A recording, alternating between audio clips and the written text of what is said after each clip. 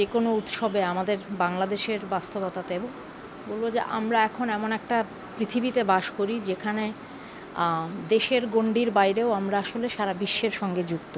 তো সকল উৎসবে সকল ঘটনায় আমরা কিন্তু একটা বৈশ্বিক পৃথিবীতে থাকি। তো সেখানে আমার কাছে এই মুহূর্তে সবচেয়ে বড় বাস্তবতা হচ্ছে যে কোনো উৎসবে যে কোনো শোকে প্যালেস্টাইনকে মনে রাখা।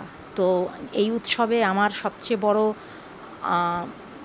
কামনার উচ্চারণ হচ্ছে আমরা প্রত্যেকটা মানুষ যেন যে কোনো উৎসবে যে কোনো শোকে যে কোনো আনন্দে ব্যক্তিগত কিংবা জাতীয় পর্যায়ের সব কিছুতে আমরা যদি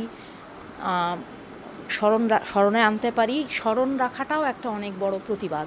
তো আমি আজকে এই যে কথা বলছি তারও মূল কারণ হলো আরেকবার উচ্চারণ করতে পারার সুযোগ যে আমরা যে কোনো উৎসবে আমরা যখন উৎসব করছি, আমরা যখন পোশাক পরছি, খেয়াল রাখতে হবে যে একটা অঞ্চলের মানুষ তারা কিন্তু খেতে পারছে না, তারা তাদের জায়গা থেকে বিতাড়িত, তাদের যে নিজস্ব উৎসব সেটাকে তারা উদযাপন করতে পারছে না। তো আমার জন্যে বৈশাখ কিংবা ঈদ কিংবা যে কোনো কিছু আসলে একটা সুযোগ এই কথাটাকে আরেকবার উচ্চারণ করার, যে আমরা সবাই মিলে যেই জাতিটাকে যেই জনগোষ্ঠীকে আজকে ধ্বংস করে দিচ্ছে, আমরা সারা পৃথিবীর মানুষ যদি আমাদের উচ্চারণে সেই প্যালেস্টাইনকে আনতে পারি, আমরা সেই গাজার বাচ্চাদের কথা মনে করতে পারি, সেটা হবে পৃথিবীর সবচেয়ে, এটাকে কিন্তু থামানো যায় না।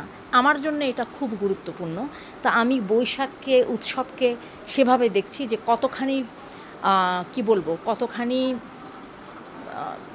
তীব্রভাবে আমরা আমাদের স্মরণে আমাদের উদযাপনে আজকে যে পৃথিবী জুড়ে যে অন্যায় হচ্ছে সেটার প্রতিবাদ হয়ে উঠতে পারি এবং প্যালেস্টাইনের পক্ষে দাঁড়াতে পারি।